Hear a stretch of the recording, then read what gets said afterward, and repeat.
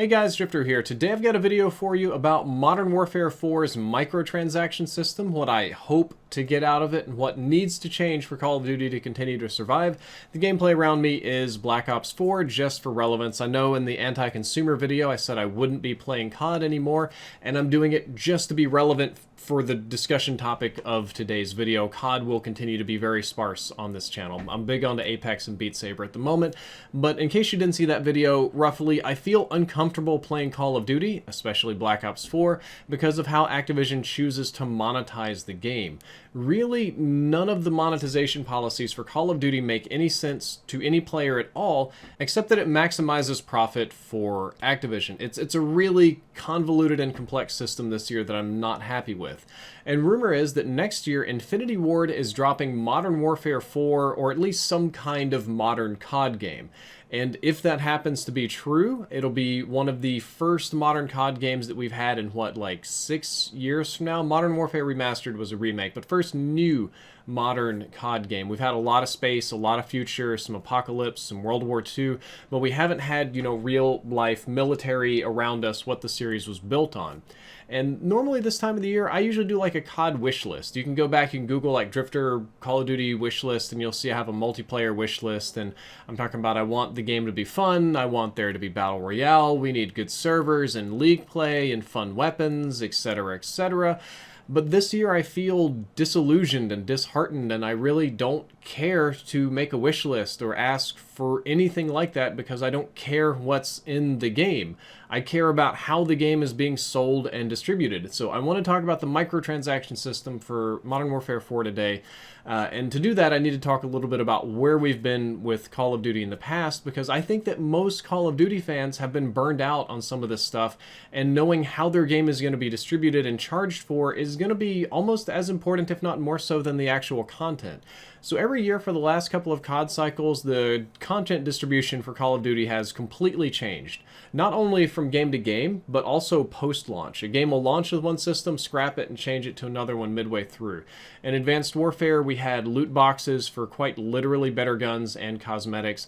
In Black Ops 3, we had loot boxes for new weapons, not always literally better ones, and some new stuff. Infinite Warfare had loot boxes and daily credits and some challenges for weapons. Some were better slightly, it wasn't nearly as bad as AW, and some different kind of guns and some unique items. World War II did something kind of like this. They kept the loot boxes, they had credits you could save up, and they also had challenges and event passes and stuff, but no direct buys. And then Black Ops 4 had boxes, battle pass, direct buys, challenges, all sorts. Black Ops 4 is a hodgepodge of every monetization option that you can have. And this is on top of, I think for every single one of those games, there was like a pre-order bonus map that only people that pre-ordered were supposed to be able to get, but nobody could play on it because nobody had it installed or knew to install it, and it wasn't in rotation, and then it just went free to everybody after launch for a bit. And then there's some kind of DLC pass that isn't useful to people that don't play zombies, because you can only play with the group of people that bought the pass and never in general rotation until much later in the game cycle. But then also it splits up the matchmaking into a whole bunch of different buckets, with generally all the sweatier people having the DLC. So if you want to play with normal players, you play with the people that don't have it. So a lot of people I know uninstall the DLC pass. And this is on top of the battle pass and the store exclusive bonuses and whatever. That's all very confusing to me. I have a hard time with it. I struggle with it. So looking at Modern Warfare 4, the question is, Drifter, what do you want from this game? What would make you comfortable playing Call of Duty? Again, I'm pretty sure the game is going to be $60 because it generates like $1 billion of revenue for Activision every year because people buy Call of Duty because it's an established franchise, and I don't think that's going to change. So in my fantasy world, I'm going to say that Modern Warfare 4 will be a $60 game.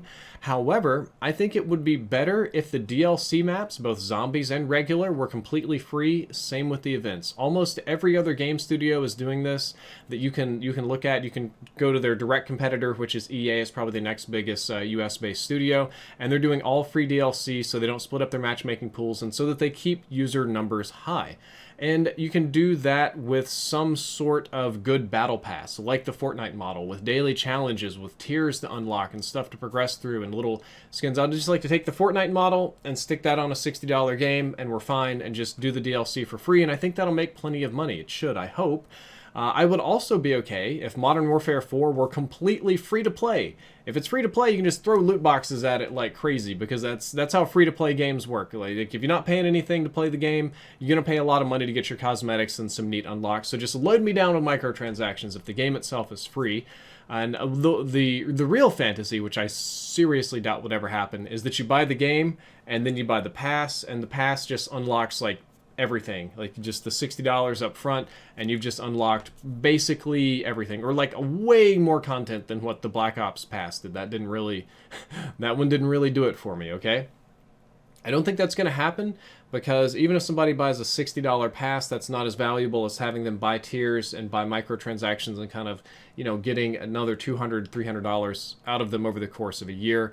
That'd be nice though, but we need some kind of, you know, you need to pick a path, Activision Infinity, where you got to pick a path, you got to choose which way this game's going to go, because right now it's going all the ways. It's taking money every way that you can. The only way that it's not monetizing is you don't have to pay for lives like mobile games. If they added pay for lives, that would just be everything that you could possibly put in the game. So they need to choose some kind of path.